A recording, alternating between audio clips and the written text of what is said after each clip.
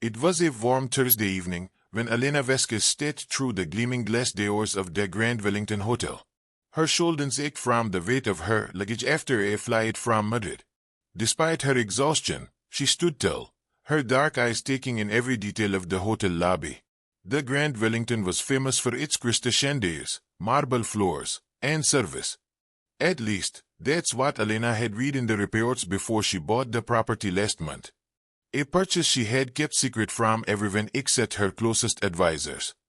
Elena approached the front desk, where a tall man in his 30s with perfectly combed hair and a name tag reading Bradley Phillips, front desk manager, stared at his computer screen.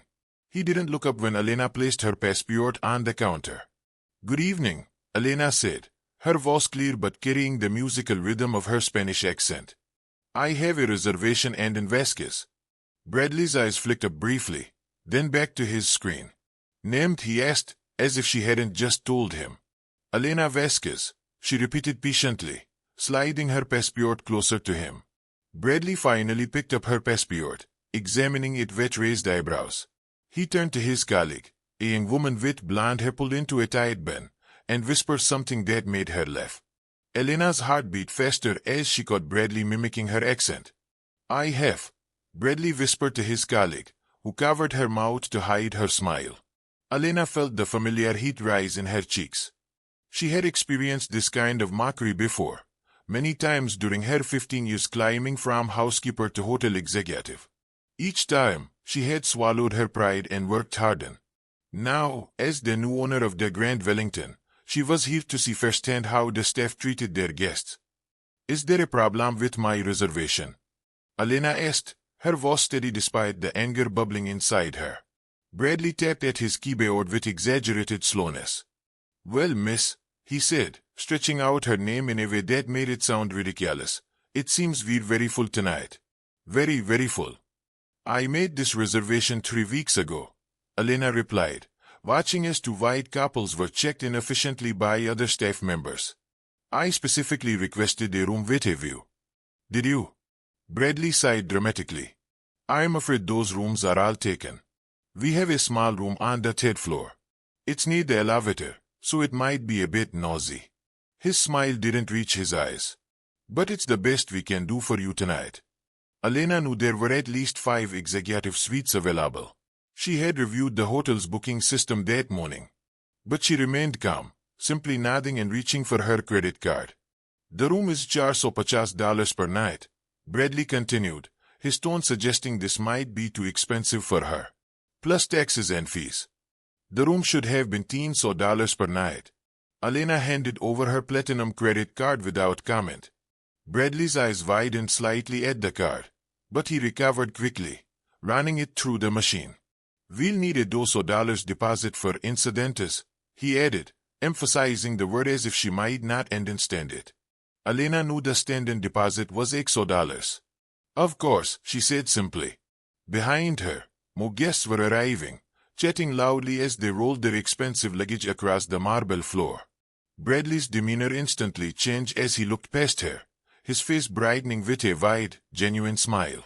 "Mr. Henderson, welcome back to the Grand Wellington," he called out, completely ignoring Elena as he slid her room key across the counter without further instructions.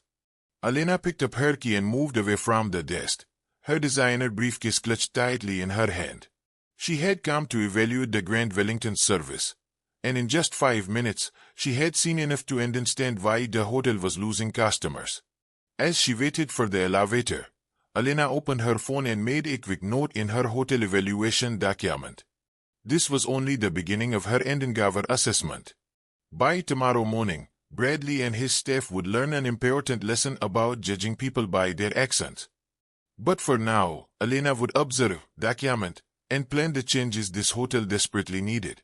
The elevator doors opened, and Elena stepped inside, her mind already formulating the speech she would deliver tomorrow when she revealed herself as the new owner of the Grand Wellington Hotel. Elena's room on the 3rd floor was nothing like the luxury suites advertised on the Grand Wellington's website. The carpet was worn thin in places, and the wallpaper peeled slightly at the corners. A constant mechanical hum from the nearby elevator filled the room, just as Bradley had warned with his smug smile. She set her luggage down and opened her laptop. As the new owner of the Grand Wellington, Elena had access to all the hotel's booking records. Just as she suspected, there were 7 executive suites available tonight. Bradley had lied to her face. Elena sighed, rubbing her tired eyes. She had built her hotel empire from nothing, starting as a housekeeper 15 years ago when she first arrived in America. Back then, her accent had been thicker, and the mockery more open. She had learned to work twice as hard, to prove herself 3 times over. Not much has changed, she whispered to herself as she changed into more casual clothes. She had work to do tonight. Elena left her room and headed toward the hotel restaurant. Her stomach growled, reminding her that airplane food was never satisfying. As she approached the restaurant's entrance, she noticed Bradley chatting with a tall man in an expensive suit near the bar. Elena slowed her steps, taking a seat in the lobby where she could observe without being noticed. Bradley laughed loudly, slapping the man on the shoulder. "Richards, you won't believe the woman who checked in earlier," Bradley said, his voice carrying across the quiet lobby. "She could barely speak English. I gave her the room by the elevator. You know, the one with the broken air conditioning." Elena's hands tightened into fists in her lap. She had noticed the room was warmer than it should be but had assumed it was just poorly ventilated. Richards, who Elena recognized from her research as the hotel's current manager, chuckled. "Did you charge her the premium rate?" "Of course," Bradley replied with a wink. "An extra 100, plus the special service fee for international guests." Elena pulled out her phone and typed quick notes, documenting every word. This wasn't just poor service or casual discrimination, this was fraud. Richards lowered his voice, but Elena could still hear him. "We need to discuss the quarterly numbers. The new owner is coming tomorrow, and there are some discrepancies we need to fix." Bradley nodded, suddenly serious.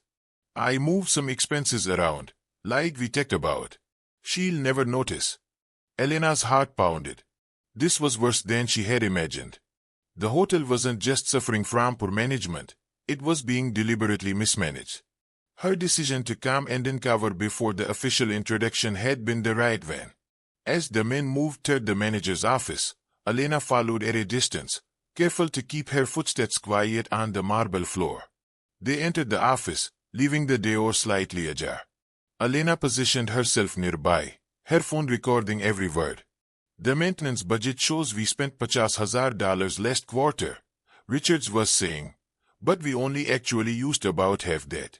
The rest went to bonuses, just like the previous quarters." "And the staff training budget?" Bradley asked. "On paper, we spent it all," Richards replied. "In reality, we canceled most of the training sessions and pocketed the difference." Elena had heard enough. She walked quietly back to the lobby, her mind racing with plans for tomorrow. The Grand Wellington had once been a respected establishment, but these men had turned it into their personal cash machine while allowing the service and facilities to deteriorate. On her way back to her room, Elena passed the front desk where a young woman named Maria was now working. And like Bradley, Maria smiled warmly at each guest, switching effortlessly between English, Spanish, and French as needed. Despite the late hour, her energy never flagged. "Excuse me," Elena said, approaching the desk. "Could I get an extra towel for my room?" Maria looked up and smiled.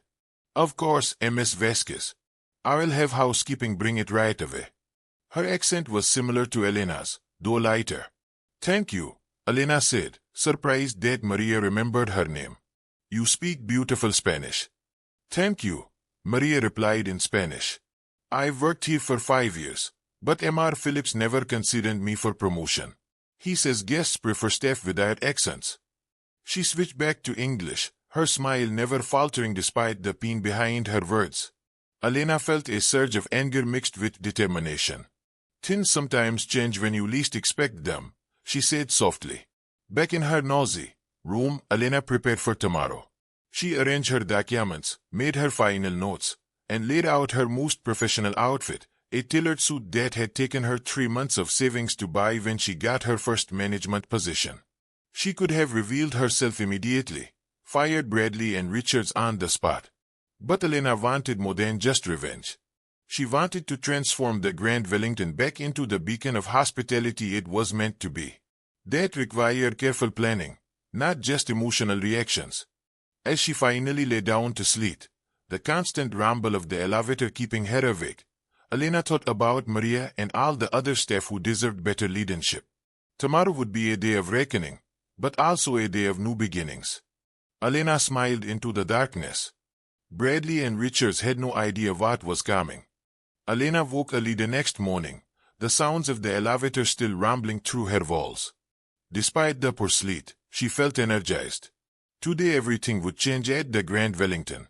She dressed carefully in her tailored navy suit, applied light makeup, and styled her dark hair in a professional bun. The woman in the mirror looked every bit the successful CEO she was, a far cry from the casual traveler she had portrayed yesterday. At exactly सुबह के 8:30, Elena called the front desk. "Good morning," she said to the young man who answered. "This is Elena Vasquez in room 317. Please inform Mr. Richards that I need the conference room prepared for a staff meeting at सुबह के 9:30. I am sorry, ma'am, but guests can't use the conference rooms without prior. Tell Mr. Richards that the new owner of the Grand Wellington requests it," Elena said firmly. "My executive team will be arriving shortly." There was a long pause on the line. "The new owner?" "Yes. And please make sure all management staff are present, especially Mr. Phillips." By 9:15, Elena could see the panic spreading through the hotel. Staff members whispered in corners, and both Richards and Bradley paced nervously outside the conference room, their faces peeled with worry. 3 black cars pulled up to the entrance, and Elena's executive team, her most trusted managers from other hotels, walked in with purposeful strides. At 9:30 exactly, Elena entered the conference room. The large table was surrounded by anxious faces, with Bradley and Richard seated at the far end, as far from the head of the table as possible. "Good morning," Elena said, her voice clear and confident. "For those who don't know me yet, I am Elena Vasquez, CEO of Horizon Hospitality Group and the new owner of the Grand Wellington Hotel." The silence in the room was deafening. Bradley's mouth hung open in shock, his face growing reddened by the second. "Yesterday, I checked into this hotel as a regular guest to experience your service firsthand," Elena continued, opening her laptop to display her notes. "What I found was deeply disappointing." She turned to Bradley, whose smug smile had vanished completely. "Mr. Phillips, you mocked my accent. You deliberately assigned me a substandard room despite availability. You overcharged me by $150 and added fraudulent fees." Bradley stuttered. "Ms. Vasquez, I didn't realize that I was your boss." Elena finished for him. "That shouldn't matter. Every guest deserves respect, regardless of their accent, appearance, or background." Elena turned to Richards next. "As for you, Mr. Richards, I recorded your conversation about fixing discrepancies and misusing maintenance and training budgets. That's not just poor management, it's fraud." Richard slumped in his chair, no excuses left to offer. "Both of you are terminated, effective immediately," Elena said calmly. "Security will escort you to collect your personal belongings." As Bradley and Richards were led away, Elena addressed the remaining staff. The Grand Wellington was once synonymous with excellence. Together, we will restore that reputation. Elena laid out her vision: comprehensive training programs, renovations to neglected areas of the hotel, and a renewed focus on and respect. "Being multilingual is an asset, not a liability," she explained. "Which brings me to my next announcement." Elena gestured toward the door where Maria stood nervously. "Maria Rodriguez will be your new front desk manager." Maria's eyes widened in surprise as applause filled the room. Many staff members had witnessed Bradley's treatment of her over the years. "Thank you for this opportunity," Maria said, her voice shaking with emotion. "I won't let you down." "I know you won't," Elena replied with a warm smile. 1 month later, the Grand Wellington Hotel was transformed. The lobby gleamed with fresh polish, and every room, especially those by the elevators, had been renovated with new furnishings and functioning air conditioning. Elena stood in the lobby watching as guests from around the world were greeted with genuine warmth by Maria and her newly trained team. Each staff member were open indicating which languages they spoke, and not a single accent was mocked or imitated. A family approached the desk, the parents speaking hesitantly in broken English. Maria immediately switched to their language, her smile welcoming and sincere. The relief on their faces reminded Elena of herself, years ago, when a kind hotel manager had given her first job opportunity despite her heavy accent. As Elena prepared to return to her corporate office, satisfied with the changes, a staff member approached her with a letter. It was from a guest who had stayed both before and after the management change. The difference is like night and day, the letter read. For the first time, I felt truly welcome, not just tolerated. Thank you for creating a place where everyone belongs. Elena folded the letter carefully and laced it in her briefcase. The Grand Wellington was just one hotel in her growing empire, but its transformation represented everything she had worked for throughout her career. As Elena walked through the grand entrance doors, she passed a new plaque she had installed in the lobby. It read, "Welcome in every language," a simple philosophy that had turned a failing hotel into a true symbol of hospitality. The marble floors still gleamed, and the crystal chandeliers still sparkled, but now the Grand Wellington had something far more valuable, a heart.